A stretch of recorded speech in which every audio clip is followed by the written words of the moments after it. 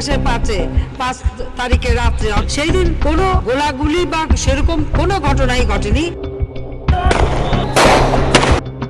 গায়ে লাল রং লাগিয়ে পড়ে আছে, যখন পুলিশ যে ডাক দিচ্ছে উঠে দৌড় মারছে।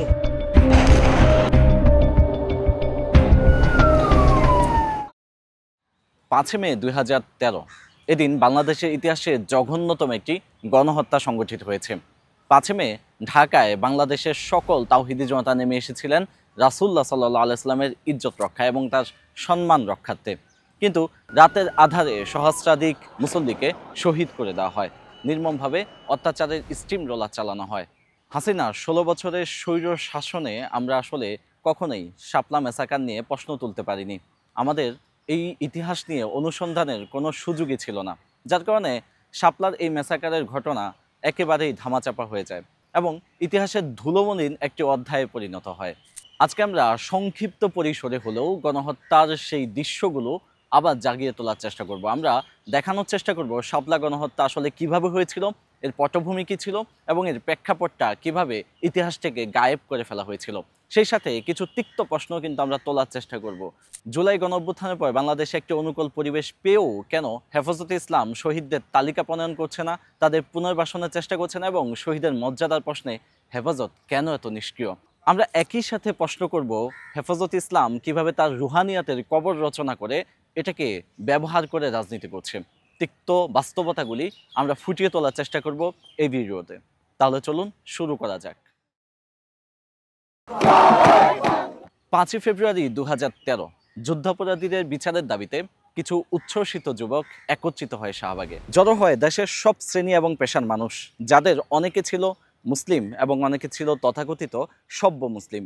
এর ভিতর একটা অংশ নাস্তিক এবং ব্লগার। শুরুর দিকে এটা নিছক একটা গণজমায়েত হলেও কিছুদিন যেতে না যেতেই আসল চেহারা বের হয়ে আসে। গণজাগরণ মঞ্চের নেতৃত্বে উঠে আসে কিছু নাম, যারা ছিল আওয়ামী পোষা। আওয়ামী লীগের অঙ্গ সংগঠন স্বাধীনতা চিকিৎসক পরিষদের নেতা ইমরান এই সরকার এই আন্দোলনের সম্মুখ ভাগের নেতৃত্ব দিতে থাকে। পাশাপাশি ছাত্র ইউনিয়নের লাকি আক্তার সহ আরও অনেকেই চিহ্নিত ইসলাম বিরোধীরা এই আন্দোলনের নেতৃত্ব দিতে থাকে এবং এদেরকে মিডিয়া নায়ক হিসাবে দেখাতে থাকে। গণজাগরণ মঞ্চ নাম দিয়ে সেখানে নাটক মঞ্চস্থ হতে থাকে। কোথা থেকে যেন বিরানি এবং কাচ্ছির ব্যবস্থাও হয়ে যায়। আস্তে আস্তে ফুলে ফেঁপে আন্দোলন বড় থেকে বড় হতে থাকে, সমাবেশ থেকে মহা সমাবেশে রূপদান করে।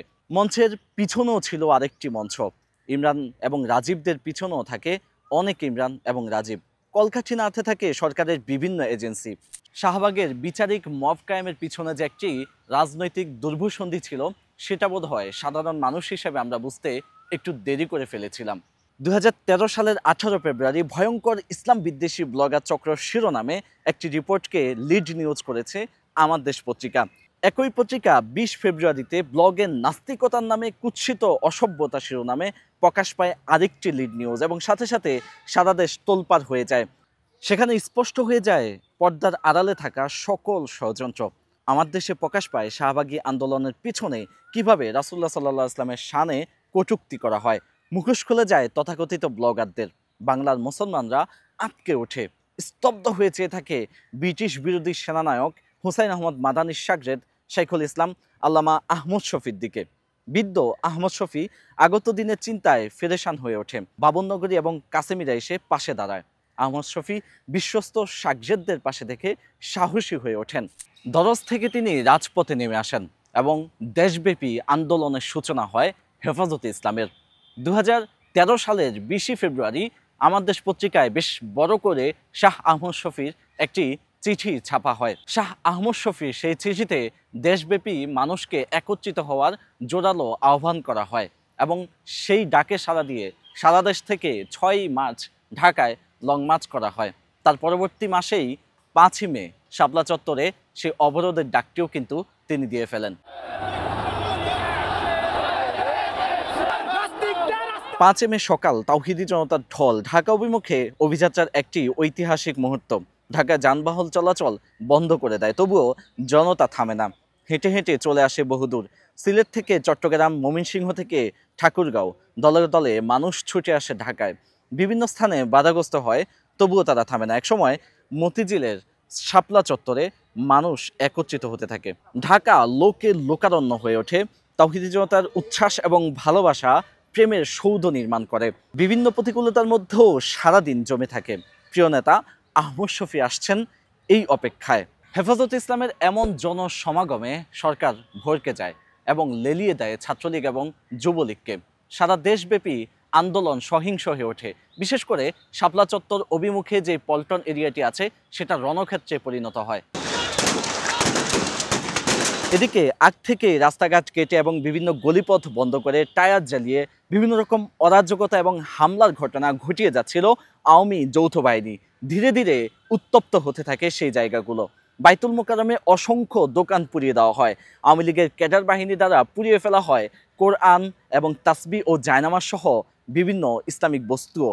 বিকেল হতে হতে লাশের সারি দীর্ঘ হতে থাকে। একে একে শহীদ হতে থাকেন হেফাজতে ইসলামে অংশগ্রহণ করা সাধারণ মুসলিম জনতা। বিকেল হতে হতে 4টি লাশ শাপলার ময়দানে চলে আসে। ভারী হয়ে ওঠে শাপলার আকাশ। ধীরে ধীরে রাত্রি ঘনিয়ে আসে। সরকার বারবার সমাবেশ শেষ করার কথা বলে। ওদিকে আমিরে হেফাজত আহমদ শফী লালবাগেই থেকে যান। তাকে লালবাগ থেকে একরকম বের হতে দেওয়া হয়নি। তিনি শাপলার উদ্দেশ্যে বের হলেও ঢাকেশ্বরী মন্দিরের কাছ থেকে তার গাড়ি ঘুরিয়ে দেওয়া হয়। আমিরে হেফাজতকে শাপলা চত্বরে আসতে না দেওয়ায় বাবরনগরী সহ নেতৃস্থানীয় ব্যক্তিরা মোনাজাত দিয়ে এটা শেষ করতে চাইলেও সমাবেশটি তারা কোনো কারণে শেষ করতে পারেনি। আমিরে হেফাজতকে একরকম বাধ্য করে চট্টগ্রাম পাঠিয়ে দেওয়া হয় হেলিকপ্টারে করে। এর মধ্য দিয়ে চক্রান্তের আরেকটি নীল নকশা বাস্তবায়নের চেষ্টা করা হয়। হেফাজতের ভেতরে বিশ্বাসের বহু বচনে ডাভারগুটি চালাচালি হলেও আতঙ্ক এবং শঙ্কা ঘনীভূত হতে থাকে। এভাবেই মতিঝিলের আকাশে সন্ধ্যা নামে। আলো আধারির খেলা শেষে মেঘের মতো অন্ধকার নেমে আসে। যখন সারা দেশ নবী করিম সাল্লাল্লাহু আলাইহি ওয়াসাল্লামের সম্মানে এক হয়ে যায় এবং সারা দেশের সবাই ঐক্য পোষণ করে, বিএনপি সহ রাজনৈতিক দলগুলো হেফাজতে ইসলামের সাথে সংহতি প্রকাশ করে, তখন জালিম সরকার ভয়ে নীল হয়ে যায়।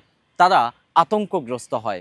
ক্ষমতার মোহ তাদেরকে অন্ধ করে দেয়। হাসানুল হক ইনু, রাশেদ খান মেনন সহ সৈয়দ আশরাফ হুমকি দিতে থাকে।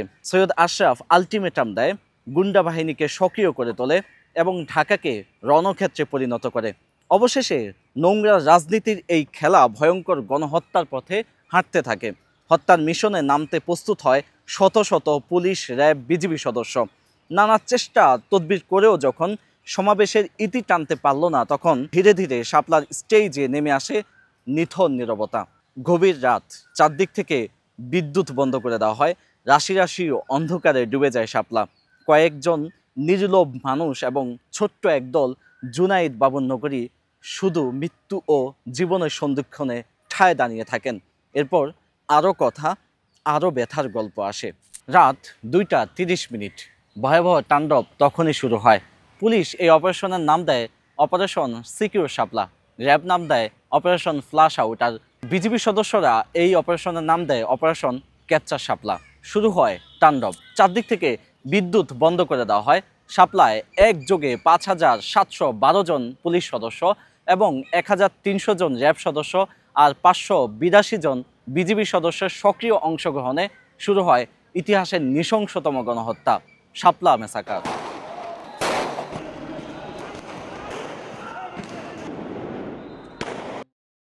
অনুগত দু একটি সংবাদ মাধ্যম ছাড়া শাপলা চত্বরে কাউকে থাকতে দেওয়া হয়নি। শাপলা চত্বরে যেন কোনো গণমাধ্যম কর্মী না থাকে সেটা নিয়ে সরকার নোটিশ জারি করে। সেই নোটিশ যারা অমান্য করেছে তাদেরকে একেবারেই বন্ধ করতে হয় নিজেদের গণমাধ্যম। এবং সেই ধারাবাহিকতায় ইসলামিক টিভি, দিগন্ত টেলিভিশন, আমাদের সহ বেশ কিছু গণমাধ্যম বন্ধ হয়ে যায়, যার অনেকগুলি এখন আলোর মুখ দেখেনি। পাখির ডানায় ভর করে বিষাদ হাসে। এমন ভীতিকর পরিস্থিতিতে ঢাকা শহরের রাস্তাঘাট সম্পর্কে অচেনা গ্রামগঞ্জের সরল প্রাণ লাখ লাখ মানুষ কোথায় যাবে? শাপলার ময়দানে নেমে আসে ঘন কালো রাত। বাবরনগরী যাকে বলেছিলেন ইতিহাসের বৃহত্তর কারবালা। যুগান্তর পত্রিকা বলছে 1,54,000 রাবার বুলেট ব্যবহার করা হয়েছে, বৃষ্টির মতো সাউন্ড গ্রেনেড ছোড়া হয়েছে এবং টিয়ার শেল তো অগণিত ব্যবহার করা হয়েছে। যৌথ বাহিনীর এসব তাণ্ডব বিভিন্ন ক্যামেরায় ধরা পড়েছে নৃশংস গণহত্যার বেশ কিছু দৃশ্য। আমরা শুধু বলি অগণিত, রক্তের হিসাব আমরা করি না। রক্তের তুলনায় সেদিন তো পৃথিবীতে একটি ফোরাত নদীও ছিল। ইতিহাস বলে নৃশংসভাবে চালানো হয়েছিল এই গণহত্যা। কিন্তু আমরা যারা শাপলার সন্তান, আমরা সেদিন রক্ত ছাড়া কিছু দেখিনি। অন্ধকারের মধ্যেও রক্ত আমাদের চোখে মুখে লেগে আছে এবং স্মৃতিতেও আমরা সেই রক্তের বন্যাকে বয়ে বেড়াচ্ছি। রক্তের স্রোতে আমরা এখনও বেশি বেড়াচ্ছি। যতদিন না শাপলা ম্যাসাকারের বিচার হচ্ছে, যতদিন না গণহত্যার সেই শহীদদের স্বীকৃতি আদায় হচ্ছে, তাদের পুনর্বাসনের ব্যবস্থা হচ্ছে, আহত যোদ্ধারা তাদের কি খবর? মর্মান্তিক শাপলা ট্র্যাজেডির এক যুগ পার হলো। সরকার শুরু থেকেই শাপলাকে অস্বীকার করেছে, শহীদদেরকে অস্বীকার করেছে, কিন্তু পট পরিবর্তনের পরেও কি রাষ্ট্র আসলে আমাদের এই শহীদদের কোনো মর্যাদা দিতে পেরেছে? অথবা এই গণহত্যার বিচারের কোনো দৃশ্যমান বাস্তবতাকে আমরা দেখেছি? একদমই না। আমরা আসলে রাষ্ট্রকে কি বলবো? শাপলার সন্তান যাদের এই রক্তের দায় সবচেয়ে বেশি, তারাই তো নিষ্ক্রিয়। তাহলে চলুন কিছু তিক্ত প্রশ্ন আমরা উত্থাপন করি, যে প্রশ্নের মুখোমুখি হতে হয় হেফাজতে ইসলামকে, হেফাজতের নেতৃত্ব সারিকে। জুলাই গণ অভ্যুত্থানের পর একটি অনুকূল পরিবেশ পেলেও হেফাজতে ইসলাম শহীদদের তালিকা প্রস্তুত করতে পারেনি, পুনর্বাসনের কোনো চেষ্টাই কিন্তু করেনি। এর বাহিরেও আরেকটি প্রশ্ন উঠে যখন হেফাজতে ইসলামের ব্যানারকে ব্যবহার করা হয় রাজনৈতিকভাবে, রাজনৈতিক স্বার্থ হাসিলের জন্যে। আমরা যারা শাপলাকে ধারণ করি, আমরা যারা শাপলা নিয়ে বিভিন্ন রকম কাজকর্ম করেছি বিভিন্ন সময়ে, তারা নিতান্তই হতাশ হই। হেফাজতে ইসলাম এখানে এত নিষ্ক্রিয় কেন? যারা এই গণহত্যার সম্মতি প্রদান করেছে, এটাকে জায়েজ প্রমাণিত করবার জন্য মিডিয়া ট্রায়াল দিয়েছে, তাদের কি হবে? তাদেরকে আদৌ বিচার হবে? এখন পর্যন্ত তাদের বিরুদ্ধে মামলার সেভাবে কিন্তু কোনো দৃশ্যমান অগ্রগতি দেখছে না। অনেকের ক্ষেত্রে তো মামলাই হচ্ছে না, ধরাছোঁয়ার বাইরে এখনও তারা মিডিয়াতে বসে কাজ করছে। অনেক বুদ্ধিজীবী প্রফেসরকে আমরা দেখি এখনও বেশ গাল ফুলিয়ে মিডিয়াতে তারা কথা বলে যাচ্ছে। হেফাজতে ইসলাম শুধুমাত্র একটি গণজাগরণ নয়, একটি তাওহিদি জনতার আন্দোলন নয়, এটা এই অঞ্চলে মুসলমানদের অস্তিত্বের প্রশ্ন। যে 13 দফার কথা আমরা শুনেছি, সেই 13 দফায় আপনি তাকালে দেখবেন এটা এই অঞ্চলে মুসলমানদের যে সক্রিয়তা, তাদের যে বাস্তবতা, সেগুলোকেই কিন্তু লালন করে, ধারণ করে। যদি এটা বাস্তবায়ন করা যেত তাহলে দৃশ্যটা পাল্টে যেত। একটি গণতান্ত্রিক রাষ্ট্রেও কিভাবে মুসলিম হিসেবে আপনি খুব ভালোভাবে জীবনযাপন করতে পারছেন, সেটার একটা দৃশ্যমান বাস্তবতা আমরা দেখতে পেতাম। আমরা ভিডিওটা শেষ করব, শেষ করার আগে আপনার কাছে প্রশ্ন রেখে যাব সেই দায়ী এবং শনাক্ত খুনিদের ব্যাপারে। আপনি যদি সেখানে একমত হতে না পারেন, তারপরেও আপনার কাছে আমি প্রশ্নটি ঝুলিয়ে রাখব। আপনাকে এই প্রশ্নের উত্তর নিজের কাছ থেকেই খুঁজতে হবে, বিবেকের কাছ থেকেই এর উত্তরটা জানতে হবে। একটি অরাজনৈতিক প্ল্যাটফর্ম হিসেবে হেফাজত সবসময় যেন ইসলাম বিদ্বেষের মুখোমুখি অবস্থানে থাকে এবং দেশকে, জাতিকে সবসময় সজাগ রাখে, সেই প্রত্যাশা রাখছি। অনেক হতাশার মাঝেও একটুখানি আশার আলো আমরা বুকে ধারণ করে বাঁচতে চাই। আজকের ভিডিওটি এ পর্যন্তই। দেখা হবে পরবর্তী কোনো ভিডিওতে, এবং সেই ভিডিওতে আমরা বিজয়ে হেফাজতের হয়েছে কি না সেটা নিয়ে একটি বিশ্লেষণ দাঁড় করানোর চেষ্টা করব। তো দেখা হচ্ছে অন্য আরেকটি ভিডিওতে।